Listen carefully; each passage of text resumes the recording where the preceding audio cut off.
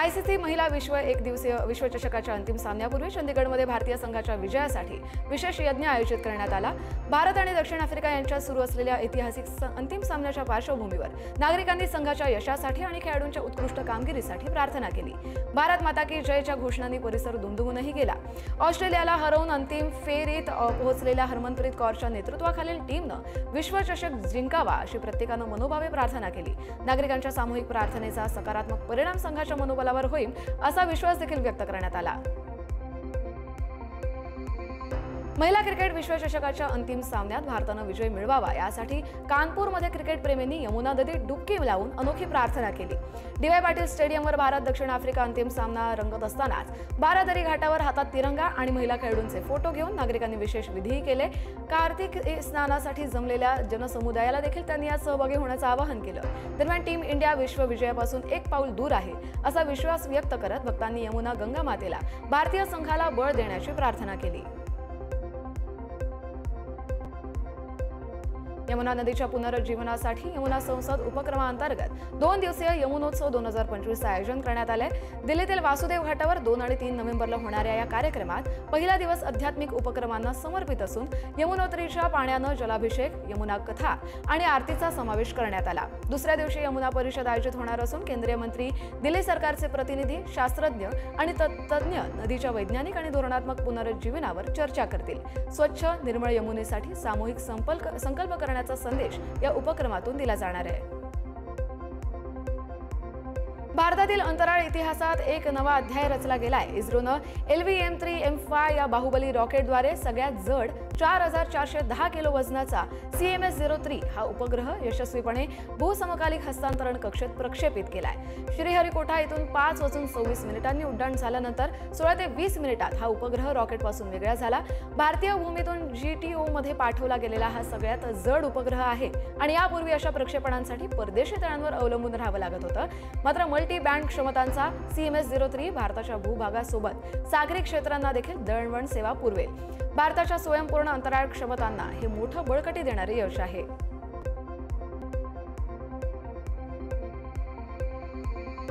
बॉलिवूडचा king Khan Shahrukh खानच्या 60व्या वाढदिवशी मन्नत बाहेर हजारो चाहत्यांची गर्दी झाली। पण यावर्षी सुरक्षेच्या वाढत्या कारणामुळे शाहरुखने चाहत्यांची प्रत्यक्ष भेट घेतली नाही। पोलीस प्रशासनानं गर्दी नियंत्रणाच्या अडचणींचा हवाला देत बाहेर न येण्याचा सल्ला दिल्याचं शाहरुखनं एक्स पोस्टमध्ये म्हटलंय। तुम्हाला भेटू न शकल्यानं मला जास्त वाईट वाटतंय, पण तुमची सुरक्षितता सगळ्यात महत्त्वाची असल्याचं म्हणत शाहरुखने त्याच्या चाहत्यांची माफी मागितली आहे। शाहरुखनं चाहत्यांच्या प्रेमाबद्दल कृतज्ञता व्यक्त करत त्यांना व्हर्च्युअल माध्यमातून शुभेच्छांचा स्वीकारही केलाय। बिहार विधानसभा निवडणुकांच्या पार्श्वभूमीवर मुख्य निवडणूक आयुक्त ज्ञानेश कुमार यांनी हिंसेविरुद्ध कठोर भूमिका घेत शून्य सहनशीलता धोरण स्पष्ट केलंय। निवडणूक आयोग कोणत्याही प्रकारचा हिंसाचार खपवून घेणार नाही आणि प्रत्येक मतदाराला शांत, सुरक्षित आणि पारदर्शक वातावरणात मतदान करता यावं यासाठी सगळ्या यंत्रणा सज्ज असल्याचंही त्यांनी सांगितलं। अधिकारी आणि सुरक्षा दलांना कडक निर्देश देत मतदारांमध्ये विश्वास निर्माण करण्यावरही भर दिला। CEC यांनी बिहारमधील नागरिकांना मोठ्या संख्येनं मतदान करून लोकशाही बळकट करण्याचं आवाहन देखील केलं। बिहार विधानसभा निवडणूक 2025च्या पार्श्वभूमीवर पाटण्यात आज पंतप्रधान नरेंद्र मोदी यांचा भव्य मेगा रोड शो सुरू झालाय। शहराच्या मुख्य मार्गावर आयोजित करण्यात आलेल्या या रोड शोला प्रचंड गर्दी उसळली असून नागरिक आणि भाजप कार्यकर्त्यांनी घोषणाबाजीनं परिसर दणाणून सोडलाय। पंतप्रधानांच्या उपस्थितीत भाजपनं निवडणूक प्रचारात जोर आणत NDAची पकड मजबूत करण्याचा प्रयत्न केलाय। रोड शोच्या संपूर्ण मार्गावर सुरक्षा व्यवस्था अत्यंत कडक ठेवण्यात आली असून हा कार्यक्रम मतदारांपर्यंत थेट पोहोचण्यासाठी आणि उमेदवारांना पाठिंबा वाढवण्यासाठी महत्त्वाचा मानला जातोय।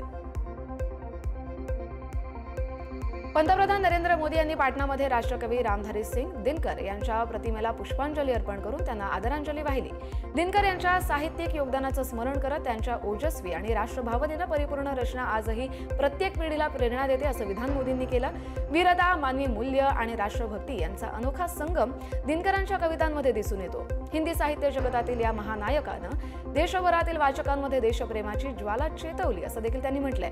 पंतप्रधानांच्या या श्रद्धांजली कार्यक्रमानं निवडणुकीच्या रणधुमाळीमध्ये सांस्कृतिक भावनांना देखील नवसंजीवनी दिली आहे। पंतप्रधान नरेंद्र मोदी यांनी आज तख्त श्री हरमंदिरजी पटना साहिब गुरुद्वारात माथा टेकून प्रार्थना केली। गुरु गोविंद सिंगजींच्या जन्मस्थळ असलेल्या पवित्र ठिकाणी मोदीजींनी देशाच्या प्रगतीसाठी आशीर्वादही मागितला। दर्शनानंतर त्यांनी लंगर सेवेत सहभाग घेत रोट्या लाटल्या आणि भाविकांना भोजनही वाटलं। साधेपणानं केलेली ही सेवा उपस्थितांसाठी प्रेरणादायी ठरली। सर्व धर्म समभावाचा संदेश देत पंतप्रधानांनी गुरुद्वारातील पवित्र परंपरांना मानही दिला। बिहारचे मुख्यमंत्री नितीश कुमार यांनी वैशालीमध्ये घेतलेल्या सभेत स्पष्ट केलंय, रोजगार योजनेअंतर्गत दिलेले 10,000 रुपये सरकार कधीही परत घेणार नाही असं ते म्हणाले। काही लोक अफवा पसरवत असल्याचं सांगत त्यांनी ही मदत पूर्णतः अनुदानित असल्याची खात्रीही दिली। 29 ऑगस्ट 2025 पासून सुरू झालेल्या या योजनेद्वारे प्रत्येक कुटुंबातील एका महिलेला रोजगारासाठी आर्थिक सहाय्य दिलं जाते। आतापर्यंत 1.5 कोटी महिलांच्या खात्यात थेट डीबीटीनं रक्कम जमा झाली असून उर्वरित लाभार्थींना डिसेंबर महिन्यापर्यंत निधी मिळेल। व्यवसाय वाढीसाठी महिलांना 2 लाखांपर्यंत अतिरिक्त मदतही दिली जाणार आहे। बिहार विधानसभा निवडणूक 2025च्या प्रचारात काँग्रेस नेते आणि लोकसभा विरोधी पक्षनेते राहुल गांधी यांनी बेगुसरायमध्ये देसी अंदाजात सगळ्यांचं लक्ष वेधलं। स्थानिक परंपरेनुसार मच्छीमारांसोबत तळ्यात उतरून मासे पकडण्याच्या कार्यक्रमात त्यांनी उत्साहानं सहभाग घेतला। जाळं टाकून मासे पकडताना त्यांच्यासोबत व्हीआयपी पक्षाचे प्रमुख मुकेश साहनी आणि काँग्रेस नेते कन्हैया कुमार देखील उपस्थित होते। स्थानिकांनी पारंपरिक रीतीनं राहुल गांधी यांचं स्वागत केलं। प्रचाराच्या धावपळीतली राहुल गांधींची ही झलक पाहण्यासाठी मोठी गर्दी देखील तळ्याकाठी जमली होती।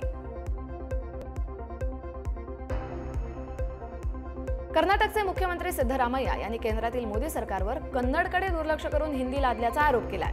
राज्यातील जनतेला कन्नडला विरोध करणाऱ्यांना विरोध करण्याचं आवाहन देखील केलं। केंद्र सरकार कर्नाटकशी सावत्र वागतंय। कर्नाटकच्या स्थापना दिनानिमित्त आयोजित राज्योत्सवात बोलताना सिद्धरामय्या यांनी अशी टीका केली आहे। इंग्रजी आणि हिंदी आपल्या मुलांची प्रतिभा कमकुवत करतायत। मातृभाषेला शिक्षणाचं माध्यम बनवणारा कायदा असावा। केंद्र सरकारनं मातृभाषेतून शिक्षण सक्तीचं करावं असं आवाहन देखील सिद्धरामय्या यांनी केलं। मॉरिशसचे माजी राष्ट्रपती पृथ्वीराज सिंग रुपूण यांनी आज त्यांची पत्नी संयुक्ता रुपूण यांच्यासह हरिद्वारमधील प्रसिद्ध गंगा आरती केली।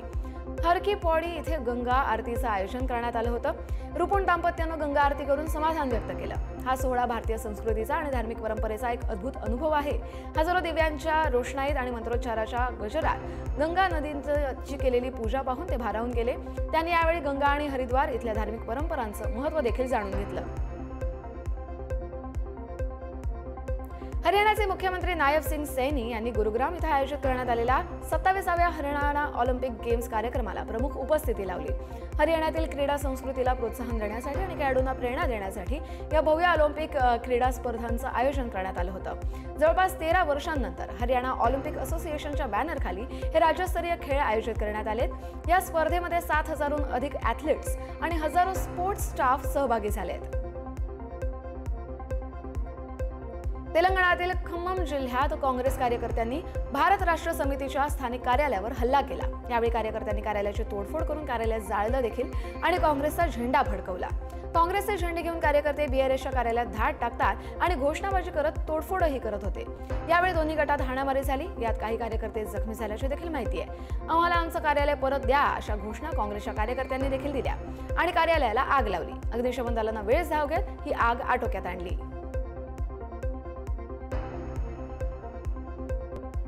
कर्नाटकमधील मैसूर जिल्ह्यातील पेरियापटना तालुक्यात शनिवारी सकाळी हृदयद्रावक घटना घडली। 20 वर्षीय अरबिया भानू यांनी कथितरित्या आपल्या 1.5 वर्षाच्या मुलीचा आणि 10 दिवसांच्या बाळाचा गळा चिरून हत्या केली आणि त्यानंतर स्वतः आत्महत्या देखील केली।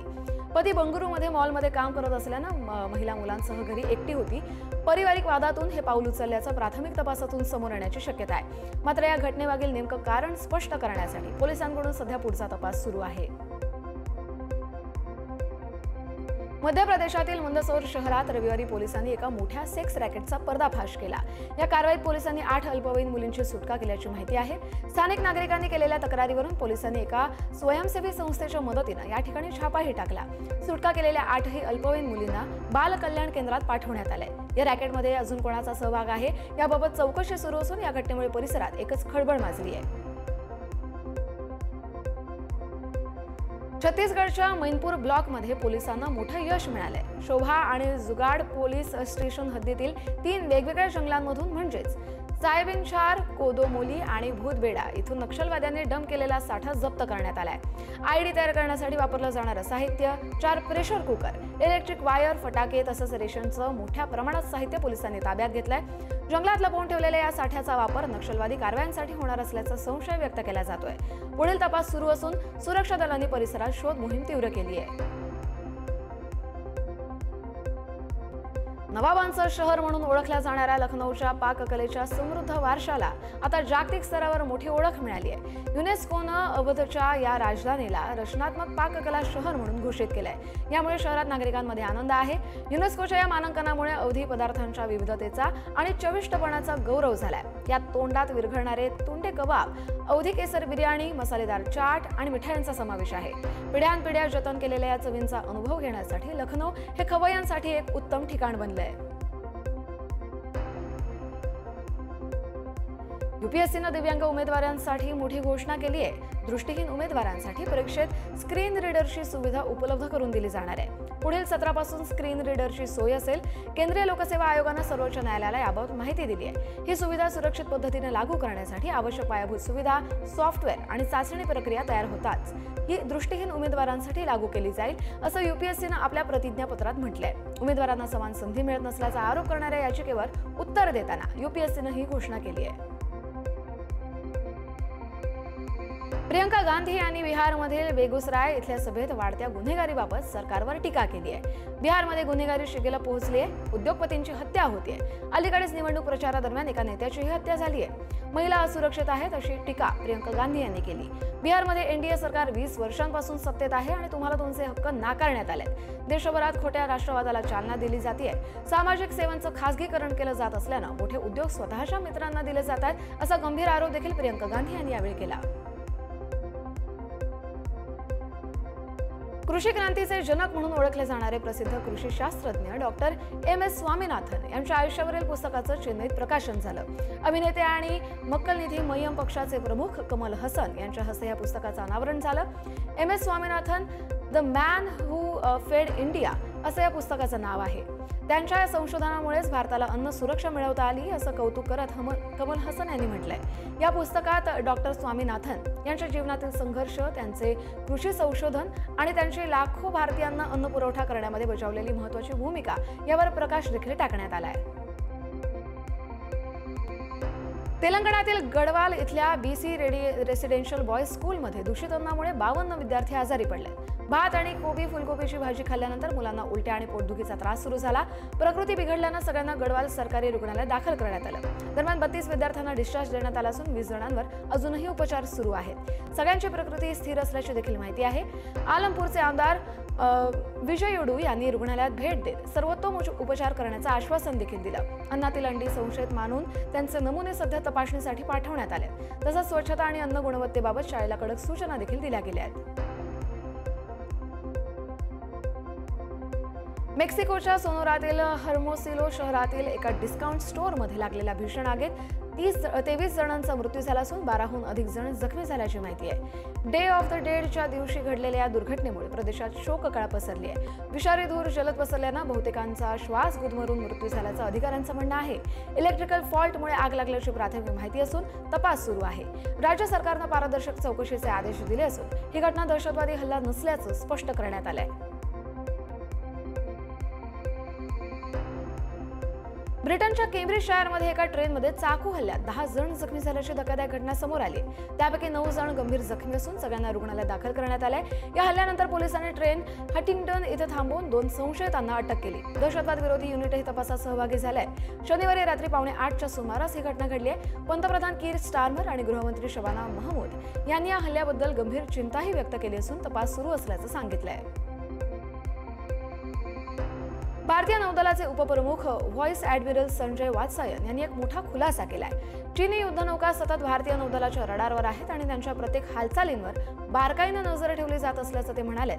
हिंद महासागरात चीनची वाढती उपस्थिती लक्षात घेता भारत सतर्क आहे। सध्या या प्रदेशात 40 ते 50 परदेशी जहाज कार्यरत असून सगळ्यांवर देखरेख ठेवली जात असल्याची माहिती देखील त्यांनी दिली। ऑपरेशन सिंदूर सुरू असून नौदल कोणत्याही परिस्थितीसाठी सज्ज असल्याचं देखील त्यांनी स्पष्ट केलं। भारतीय नौदलात क्षमता वृद्धीसाठी अनेक नवीन जहाज आणि पाणबुड्या सामील होत आहेत। अमेरिकेचे संरक्षण मंत्री पीट हेक्सेट यांनी आसियान देशांना दक्षिण चीन समुद्रातील चीनच्या आक्रमक हालचालींना ठामपणे सामोरं जाण्याचं आवाहन केलंय. मलेशियातील बैठकीत त्यांनी चीनवर जहाजांना धडक देण्यासारख्या अस्थिरता निर्माण करणाऱ्या कृतींचा आरोप करत प्रादेशिक सार्वभौमत्वाला धोका असल्याचं सांगितलं. त्याचवेळी काही तासांनंतर त्यांनी चीनचे संरक्षण मंत्री डोंग जुन यांच्याशी चर्चा झाल्याचंही जाहीर केलं. दोन्ही देशांनी लष्करी संवाद चॅनल निर्माण करण्यास सहमती दर्शवली आहे. अमेरिकन चीन संबंध आज पूर्वीपेक्षा अधिक सकारात्मक असल्याचं देखील हेक्सेट यांनी नमूद केलं. पेहलगाम दहशतवादी हल्ल्यानंतर भारतानं पाकिस्तानसोबतचा सिंधू जल करार स्थगित करण्याचा मोठा निर्णय घेतला. त्यामुळे सिंधू, झेलम आणि चिनाब नद्यांच्या प्रवाहात घट दिसतेय.